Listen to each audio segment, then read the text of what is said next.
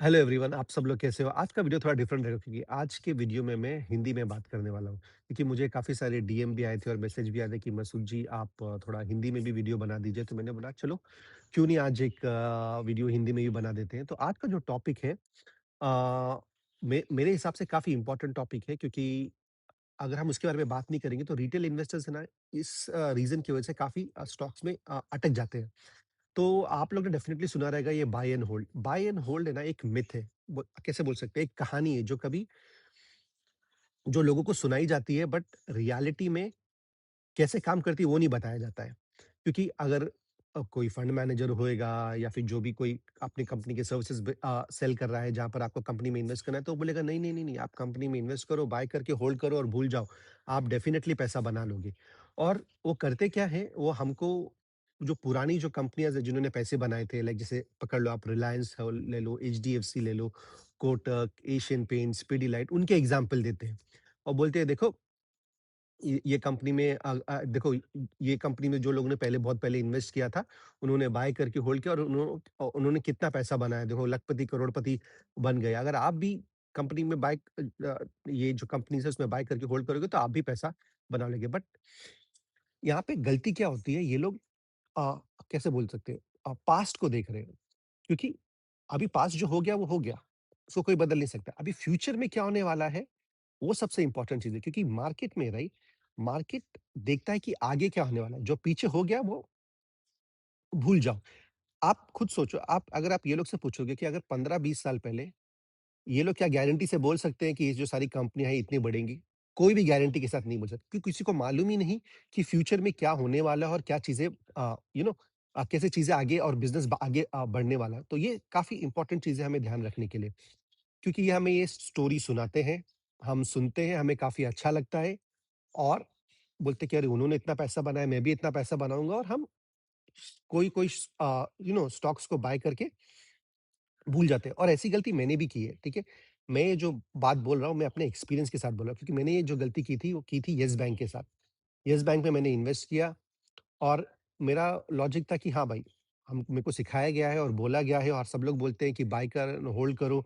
Warren Buffett का भी coat देते हैं कि अरे देखो, when you find company by and hold and company पैसा बना देगी। मैंने भी बाय करके होल्ड किया और कंपनी ने पैसा बनाया बट मैं कभी कंपनी को ट्रैक नहीं करता था और क्या हुआ एक दिन जब ये येस बैंक का फियास्को हुआ तो शेयर के प्राइस गिरने लगे और मेरे मन में क्या था, अरे स्टॉक मार्केट है भाई, स्टॉक मार्केट है, पैसा वॉलेटिलिटी होती रहती है। पैसा एक दिन शेयर्स का प्राइस एक दिन गिरेगा, एक दिन वापस आएगा और इसका भी पैसा वापस आ ही जाने वाला है ना, मुझे टेंशन नहीं है। तो पहले 10% गिरा, 20%, 30%, ऑलमोस्ट 90% मेरा वो जो कैपिटल उसमें इन्वेस्टेड था पूरा चले गया। आग क्योंकि मैंने वो कभी कंपनी को ट्रैक ही नहीं किया। अगर ये चीज़ें मुझे पहले मालूम होती थी, तो अगर मैं कंपनी को ट्रैक करता रहता था, तो जब ये इश्यू हुआ राणा कपूर का और जब ये न्यूज़ आई और जब ये शेयर प्राइसेस इफेक्ट होने लगे, तो एटलीस्ट मैं 20% 30% के नीचे बेच के अपने अपने कैपिटल को तो बचा लेता था। बट मैं वो नहीं कर पाया क्योंकि मैं कंपनी को ट्रैक नहीं करता था। तो ये जो बाय एंड होल्ड है ना, ये बाय एंड होल्ड कब काम करता है? जब हम कंपनी को बाय करने के बाद उसको ट्रैक करते हैं। ऑब्वियसली बाय करने से पहले हमें ये जानना चाहिए कि हम ये कंपनी को क्यों खरीद रहे हैं। भाई हम जिंदगी में इतनी सारी चीजें खरीदते हैं और हर एक चीजों का कुछ रीजन रहता है, कोई वजह रहती है जिसकी वजह से हम खरीदते हैं। चाहे हमारी चप्पल हो, जूते हो, कपड़े हो, हमें मालूम है हम क्यों खरीद रहे हैं, राइट? बट होता क्या है जब हम ये शेयर मार्केट में आते हैं और जब इतना हजारों रुपए लाखों रुपए इन्वेस्ट करते हैं, तो हम ये पूछना भूल जाते हैं कि भाई हम इन्वेस्ट क्यों कर रहे हैं, रीजन क्या है? क्या कंपनी अपने सेल्स ग्रो करने वाली है, उसको ऑपरेटिंग लेवरेज मिलने वाला है, वो बढ़ने वाली है, वो अभी जो एक शहर में है, वो एक शहर से दूसरे शहर में जाएगी और एक स्टेट से दूसरे स्टेट में जाएगी और अपने आप को एक्सपांड करेगी। हम ये सब सवाल पूछते ही नहीं हैं और जानते भी नहीं हैं, हम जस्ट पैसा इन्वेस्ट करते हैं। सबसे पहली चीज़ क्या है, हमें जानना चाहिए कि भाई हम क्यों ये स्टॉक को बाय कर रहे हैं। तो ये सब पहली चीज़ हो गई। हमें चलो हमने सोचा कि अ, ओके ये कंपनी अच्छा कर रही है, सेल्स अपने 25 से 30% ग्रो करेगी हर साल। अगले एटलीस्ट 3 साल के लिए और आज ये 2 स्टेट में है और उसके बाद ये 2 स्टेट से बोल रही है कि 10 स्टेट में एक्सपैंड करेगी।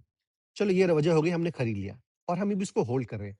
उसके बाद सबसे इम्पोर्टेंट चीज़ क्या होती है, हमें इस धंधे को ट्रैक करना चाहिए। ट्रैक करके जानना चाहिए कि भाई ओके, कंपनी ने बोला था 20-25 25 से 30% ग्रो कर रही है, क्या ग्रो कर रही है क्या? अगर ग्रो कर रही है तो अच्छी बात है, हम होल्ड करते रहेंगे। उन्होंने बोला था कि भाई 2 स्टेट से 10 स्टेट में जाएँगे, ओके, वो ह हल्के से हर एक साल नए-नए स्टेट में एक्सपैंड कर रही है, चलो ये भी अच्छी बात है। और उसको प्रॉफिट भी बढ़ रहे हैं और ऑपरेटिंग लेवरेज भी बढ़ रहा है। जब तक कंपनी ने जो प्रॉमिस किया है, हम लोग जब तक उस कंपनी को होल्ड करेंगे। तो जो होल्डिंग पीरियड होता है ना, हम डिसाइड नहीं करते हैं कि भाई मैंने आज ये स्टॉक खरीद लिया, मैं इसको 15 साल और 20 साल के लिए रखूँगा और भूल जाऊँगा। नहीं, हमने जब स्टॉक खरीदा तो उसके बाद जो होल्डिंग पीरियड था वो कंपनी डिसाइड करती है कि कंपनी कैसे कर रही है। ये सबसे इम्पोर्टेंट चीज़ है। जब तक कंपनी अच्छा करती रहेगी, जब तक कंपनी अपने प्रोमिसेस में डिलीवर करती रहेगी और आगे बढ़ती रहेगी, हम उस कंपनी के साथ रहेंगे। बट जिस दिन हमें मालूम पड़ा कि भाई कंपनी में प्रॉब्लम आ रही है, कंपनी की ग्रोथ कम हो रहा है, उसका कोई आगे एवेन्यू नहीं है बढ़ने के लिए, तो हम वहाँ से निकल जाएँगे। ये सबसे इम्पोर्टेंट चीज़ है। तो ये जो बाय एंड होल्ड है ना, एक मिथ है। एक्चुअली होना क्या चाहिए, buy and track and that will, और वो डिसाइड करेगा कि हम कब तक होल्ड करेंगे। ये सबसे इम्पोर्टेंट चीज़ है। अगर आप ये समझ जाओगे ना, तो आप अपने कैपिटल को ऑलमोस्ट पूरी तरीके से गँवाओगे नहीं, जैसे मैंने गँवाया था येस बैंक पे। ये सबसे सबसे इम्पोर्टेंट चीज़ है और आप सब लोग ये हमेशा याद रखना, क्योंकि अगर आप एग्ज़ाम्पल देखोगे, ठीक है, किसी ने रिलायंस पावर में डाला, बोला भाई ठीक है, मैं 20 साल के लिए लूँगा, उसका क्या हुआ? पूरा पैसा बर्बाद हो गया। वोडाफ़ोन आइडिया ले लो, सुज़लॉन एनर्जी ले लो, वो जो पीक में गया उसके बाद से वापस आया ही नहीं और बाद में मार्केट वैल्यूएशन होते ही जा रहा है। तो ये बाय एंड होल्ड हर जगह वर्क नहीं करती है। चलो अगर आप लकी हो, गलती से एक तुक्का लग गया, बट वो सबके साथ नहीं हो सकता।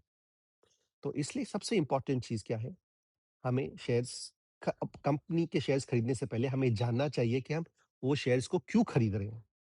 और एक बार हमें वो वजह मिल गई और वजह मिल गई, हमें फिर वो धंधे को ट्रैक करना है रेगुलरली और देखना है कि भाई कंपनी कैसे कर रही है और क्या कर रही है।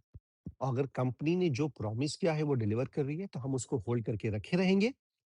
अगर जिस टाइम पे हमें मालूम पड़ा कि भाई कंपनी अपने प्रॉमिस में डिलीवर कंटिन्यूअसली नहीं कर रही है, तो स्लोली बाय स्लोली हम उससे निकल जाएँगे।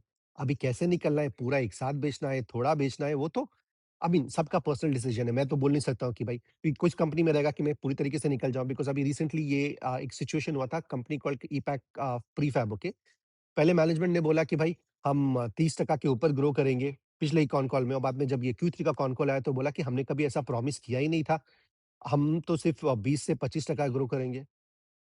अभी आप सोचिए ना, उसके बाद तो मैंने क्या किया, मैंने पूरी तरीके से बेच के निकल गया। चाहे कितना भी लॉस हो मुझे फ़र्क नहीं पड़ता। मेरा काम था, मुझे मेरा कैपिटल बचाना और मैं बेच के निकल गया। मैंने बाय किया था, मेरा इंटेंशन था होल्ड करने के लिए अगले 5 से 10 साल, आई मीन मेरा इंटेंशन था कि मैं होल्ड करूँगा जब तक कंपनी आगे बढ़ती रहेगी। बट क्या हुआ, 1-2 क्वार्टर में जब कम मैनेजमेंट थी, अपने अब बोलते हैं ना, अपनी जो उन्होंने जो शब्द दिया था उससे पीछे जा रहे हैं, तो मैं क्या कर सकता हूँ। तो होपफुली आप ये वीडियो में आपने ये समझ गए रहेंगे कि ये बाय एंड होल्ड एक मिथ है। प्लीज़ आप किसी भी स्टॉक को मत खरीदिए विद एन इंटेंशन कि मैं बाय करके 15-20 साल के लिए होल्ड करूँगा। अगर आप खरीद रहे हैं तो पहले जानिए किस लिए खरीद रहे हैं, और एक बार वो वजह जान ली तो उसके बाद ना उसको कंटिन्यूअसली ट्रैक करते रहिए। अगर कंपनी अच्छा कर रही है, प्रॉमिस पे डिलीवर कर रही है, तो आप उसको होल्ड करते रहिए। चाहे 15 साल, 20 साल, 25 साल, मुझे फ़र्क नहीं पड़ता है। उसके बाद अगर आप ये कर लेंगे, तो आप कभी भी किसी स्टॉक में बोलते हैं ना गलती से फँस नहीं जाओगे और गलती से लॉन्ग टर्म इन्वेस्टर नहीं बन जाओगे। क्योंकि काफ़ी सारे लोग गलती से येस बैंक में लॉन्ग टर्म इन्वेस्टर बन के बैठे हुए हैं, सुज़लॉन एनर्जी में लॉन्ग टर्म इन्वेस्टर बन के बैठे हुए हैं, क्योंकि उनको मालूम ही नहीं था धंधे में क्या हो रहा है और उन्होंने सही टाइम पे बेचा नहीं। तो और वो क्या चाहते हैं कि भाई अभी मैं बेचूँगा नहीं जब तक पैसा मेरे मेरा जो स्टॉक प्राइस है मेरे बाय प्राइस पे आएगा नहीं। तो आप प्लीज़ ये सब गलती मत कीजिए। अगर बाय कर रहे हैं, तो ट्रैक कीजिए और उसके हिसाब से होल्ड करिए। अगर आपको ये वीडियो पसंद आया तो प्लीज़ लाइक कीजिए और मेरे चैनल को सब्सक्राइब कीजिए। Thank you and God bless you.